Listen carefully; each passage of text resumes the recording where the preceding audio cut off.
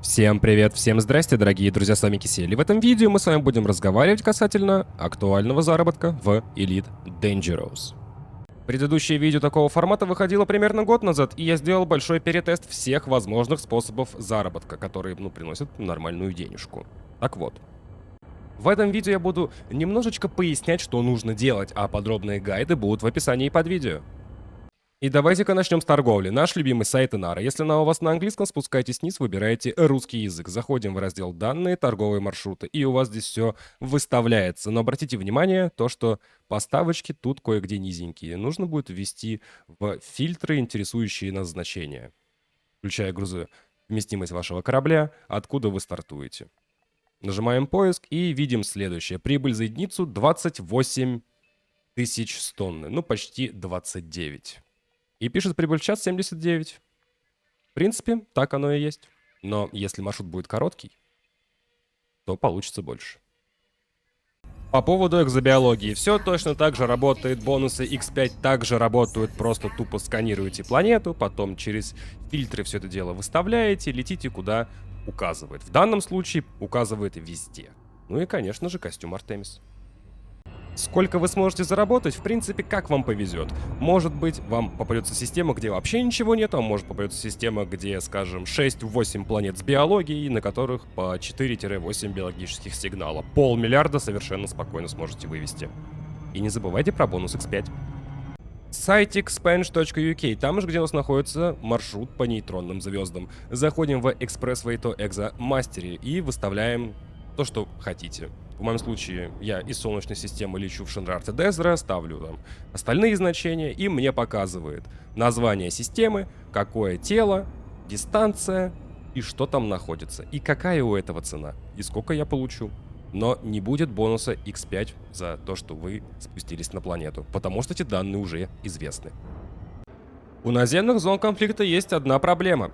Ее понерфили. Ну как понерфили? Раньше мы закрывали высокую зону, получали там 10, 12, 14 миллионов, да было даже 16 у меня.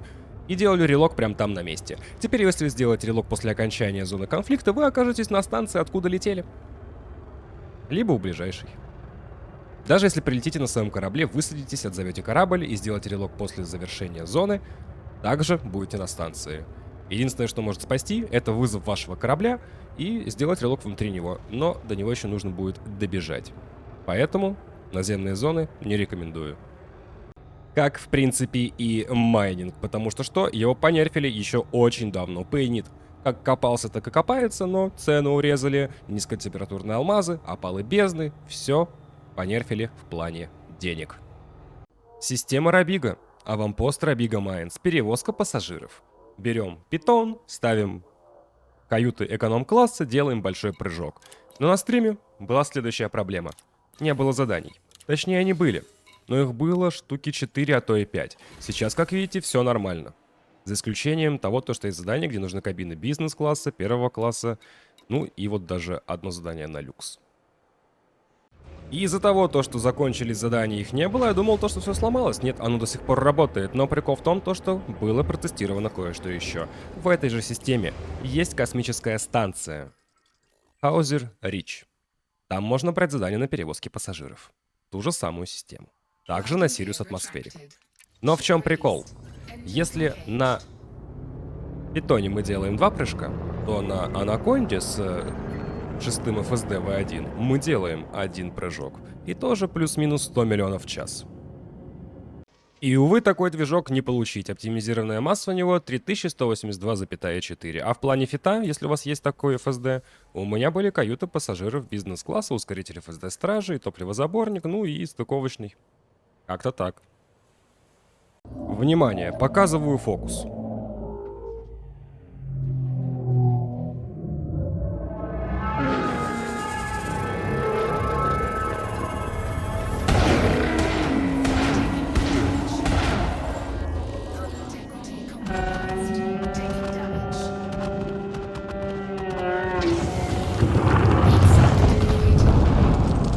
Делаем релог.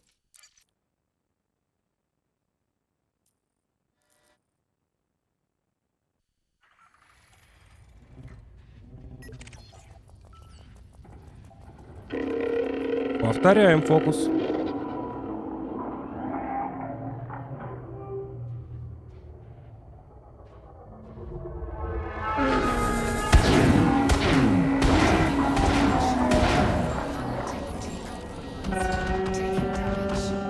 Неплохой способ фарма, не правда ли?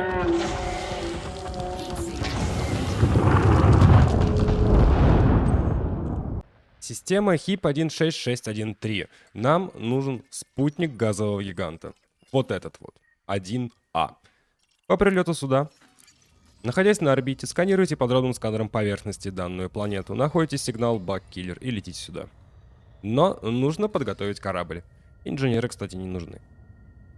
Друзья, важный момент забыл сказать. Таким образом, бьем только лишь циклопа. Там может появляться еще Василиск и Медуза. Делаем релоги в главное меню, и все будет хорошо.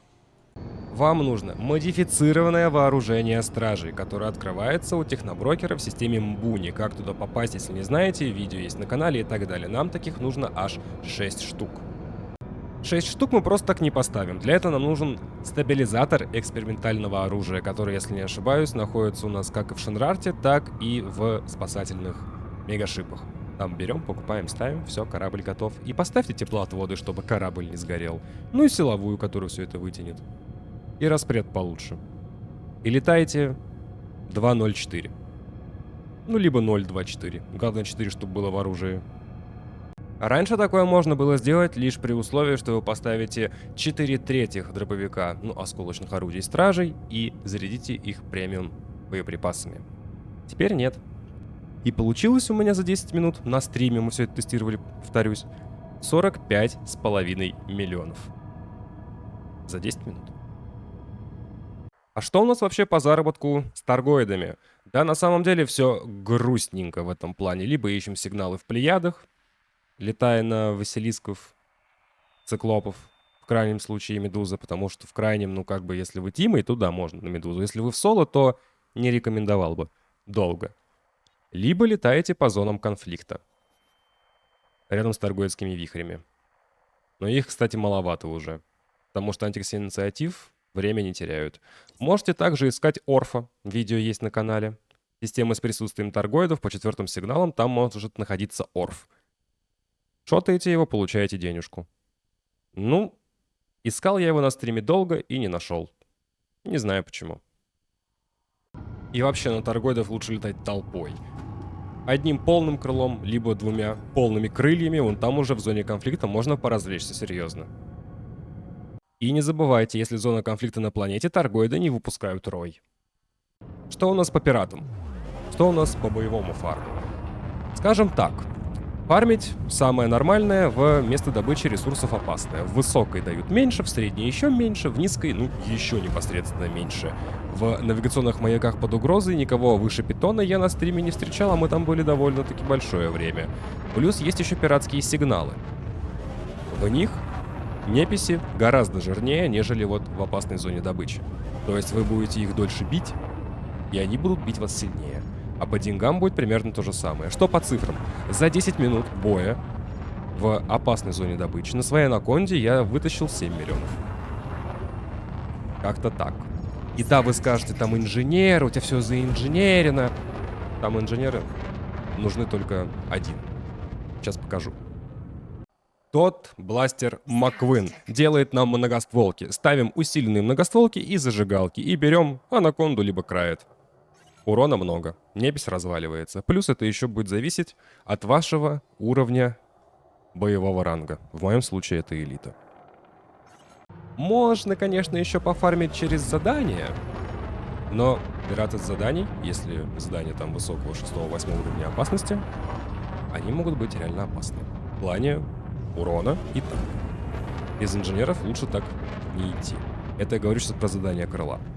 Потому что вы берете в одной системе миссию, летите в другую, и у вас там будет, ну, сигнал с пиратами. Их там может быть 6-8 кораблей.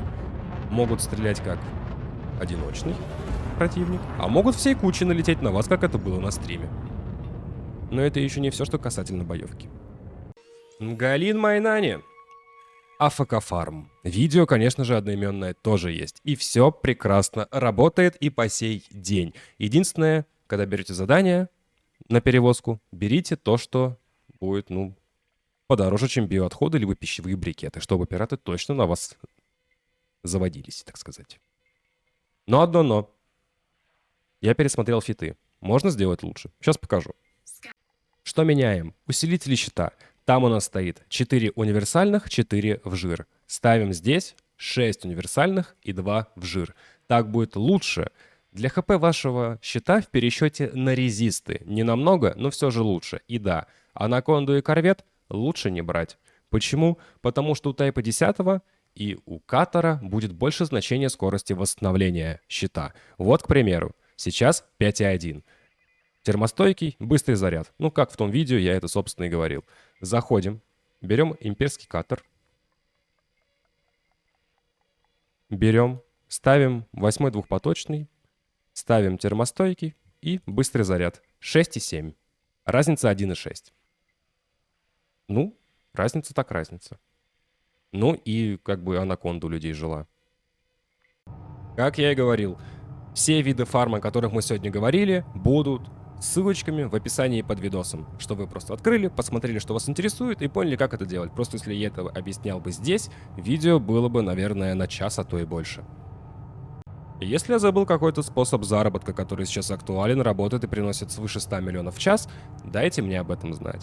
Но мы не берем крылевые миссии через флотоносец, потому что как бы флотоносец стоит больших денег. С вами был Кисель, всем до встречи и пока-пока, увидимся в космосе.